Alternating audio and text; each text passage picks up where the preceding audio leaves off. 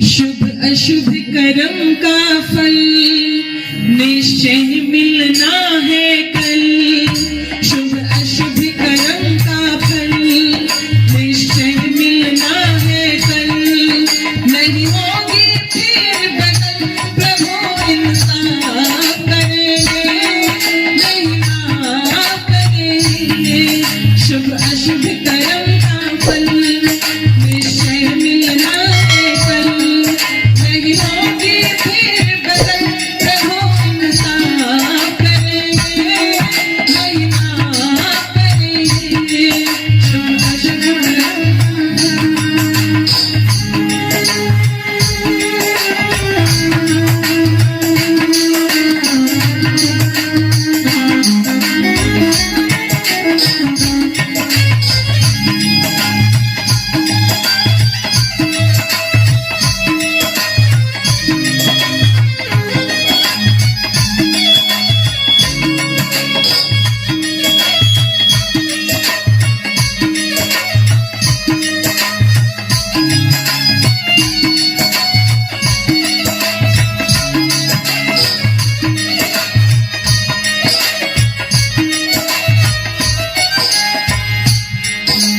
Sir पर जो नित नई मुसीबत आती है, किए हुए कर्मों की याद दिलाती है। सर पर जो नित नई मुसीबत आती है, किए हुए कर्मों की याद दिलाती है। भरने पड़ेंगे वो उन्हें जो पाप करेंगे, नहीं माफ करेंगे। शुभ अशुभ कर्म का फल निश्चय मिलना है कल। नहीं होगी फिर बदल, प्रभु इंसाफ करेंगे, नहीं माफ करेंगे। शुभ अशुभ कर्म का फल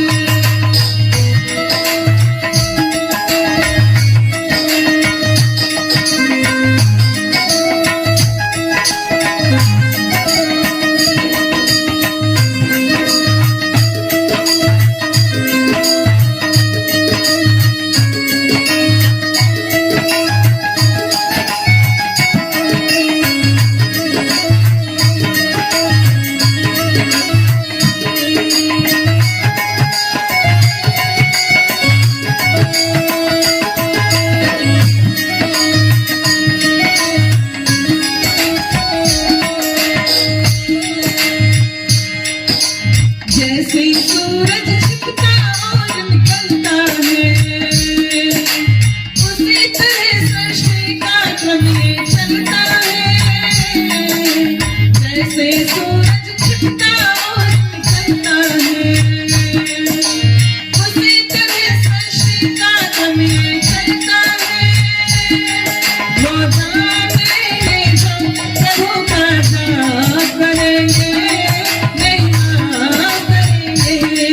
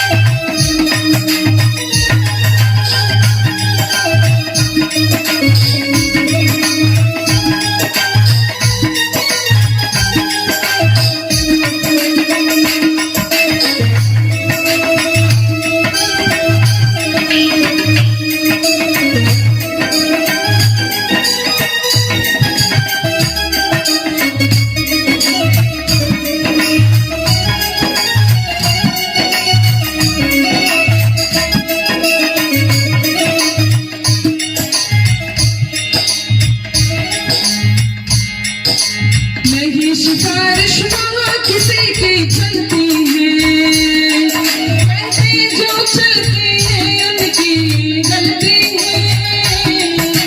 नहीं सिफारिश वहाँ किसी की चलती है, वैसे जो चलती है उनकी गलती है।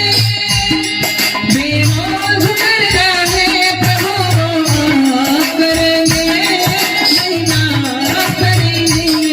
शुभ अशुभ कर्म का फल निश्चय मिलना है कल, नहीं होगी फिर बदल प्रभु इंसाफ करेंगे, नहीं माफ करेंगे। शुभ अशुभ कर्म का फल निश्चय मिलना है कल, नहीं होगी फिर बदल प्रभु इंसाफ करेंगे, नहीं माफ करेंगे। शुभ अशुभ कर्म का फल निश्चय मिलना है कल, शुभ अशुभ कर्म का फल निश्चय मिलना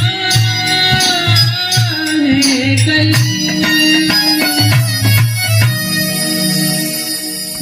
शुभ अशुभ कर्म का फल निश्चय मिलना है कल, और नहीं होगी फेर बदल प्रभु इंसाफ करेंगे, नहीं वो माफ करेंगे। और बेमौल जी ने अंतिम पंक्ति में लिखा, जो आज वर्तमान समय में बिल्कुल सटीक बैठती है, कि नहीं सिफारिश वहां किसी की चलती है, और जो कहते हैं चलती है उनकी ये गलती है। बेमोल जो करना है प्रभु वो आप करेंगे, नहीं वो माफ करेंगे। आज लोगों ने उस परमात्मा को रिश्वत देना शुरू कर दिया। जब पाप पर पाप व्यक्ति करता रहता है, और जब थोड़ा अंदर से आत्मा धिक्कारती है कि जीवन में कितने पाप करेगा, तो फिर वो व्यक्ति मौका ढूंढता है कि मैं कैसे अपने पापों को पुण्य में बदलूं। ध्यान रखना, जो लोग आपको ये कहते हैं कि तुम्हारे किए हुए पाप नष्ट हो जाएंगे, चाहे जीवन में कितने ही जन्म क्यों ना ले लेना, जब तक किए हुए कर्मों का भुगतान ना कर लो, तुम्हारे वो कर्म कहीं पर भी जाने वाले नहीं है। इसलिए कहते हैं व्यक्ति के कर्म ऐसे पीछा करते हैं जैसे हजारों गऊओं में एक बछड़ा छोड़ दिया जाए, तो हजारों गऊओं को के अंदर एक बछड़ा जैसे अपनी माँ को ढूंढ लेता है, वो अपनी माँ के पास में जाकर के पहुंचता है। ठीक वैसे ही कर्म भी व्यक्ति के पीछे पीछे चलते हैं, वो उसका पीछा नहीं छोड़ते। जो लोग ये कहते हैं व्रत करने से तुम्हारे पाप कट जाएंगे, जो लोग कहते हैं गंगा में नहाने से तुम्हारे पाप कट जाएंगे, जो लोग कहते हैं गुरु मंत्र लेने से तुम्हारे पाप कट जाएंगे, निवेदन कर दूं, आप एक बात बताओ, मैं आपसे एक प्रश्न पूछूं, कोई व्यक्ति बुरा काम करे और उसको उसके पाप की सजा ना मिले, तो दुनिया में पाप बढ़ेंगे कि पुण्य बढ़ेंगे? पाप बढ़ेंगे ना।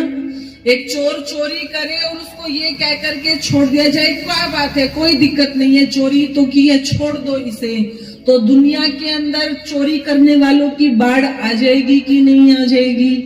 आ जाएगी।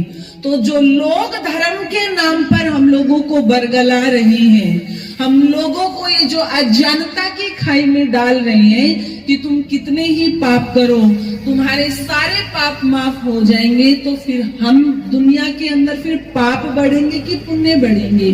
पाप ही तो बढ़ेंगे जब पाप माफ हो रहे हैं। किसी ने कहा कि कोई व्यक्ति 100 पुण्य कर ले और 50 पाप कर ले, या 100 पाप कर ले 50 पुण्य कर ले, ये आपस में घट भी तो सकते हैं। पुण्य में से पाप घटा लो, 100 पुण्य है 50 पाप है, तो 50 पुण्य ही तो बचेंगे, फिर पापों की सजा क्यों? तो आर्य समाज के एक सन्यासी थे स्वामी सर्वानंद जी, उनसे ये प्रश्न किसी ने पूछा, वो अपना व्याख्यान दे रहे थे, तो उन्होंने कहा अच्छा ये बताओ, एक खाली मैदान है और उस मैदान के अंदर 20 गायें खड़ी हैं, और 20 गाय में से आप 10 गधे घटाओगे तो कितने घोड़े बचेंगे? कितने घोड़े बचेंगे? गाय में से गधे है ना, नहीं घट सकते। वो व्यक्ति कहता है स्वामी जी गाय में से गधे कैसे घटेंगे, गाय में से तो गाय घटेगी। तो स्वामी जी कहती है ठीक वैसे ही तुम्हारे पाप में से पुण्य नहीं घटेंगे और पुण्य में से पाप माइनस नहीं होंगे।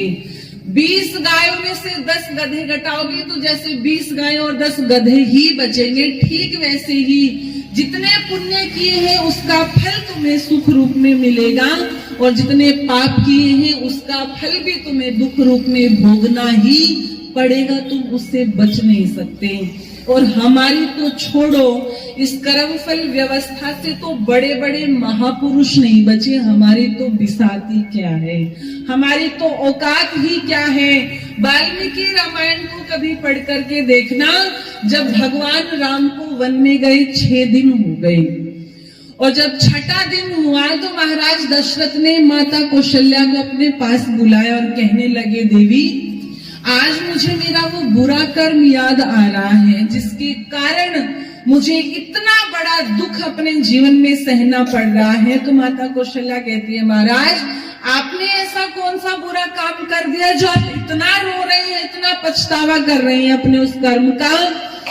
तो महाराज दशरथ कहते हैं देवी मैंने युवावस्था में कदम रखा और मैंने शब्द वेदी बाण चलाने की कला सीखी और मैं जब उस कला में निपुण हो गया तो एक दिन मैं अपना धनुष और तीर लेकर के घोड़े पे सवार होकर के जंगल की तरफ गया शिकार करने के लिए और वहां पर मेरे कानों में एक आवाज सुनाई दी और वो आवाज मुझे ऐसी लगी जैसे किसी हिंसक प्राणी की है।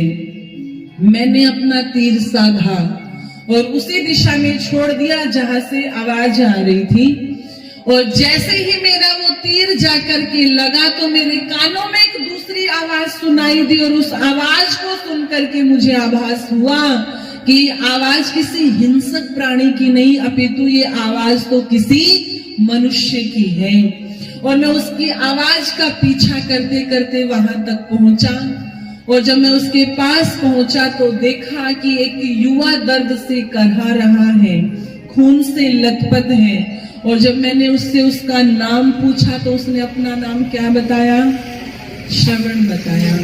और वो श्रवण कहता है ये तुमने क्या कर दिया, मैं अपने अंधे माता पिता को ऋषि मुनियों के प्रवचन सुनाने के लिए निकला था, उन्हें प्यास लगी थी, मैं पानी पिलाने उनके लिए पानी लेने के लिए आया था और ये तुमने क्या कर दिया।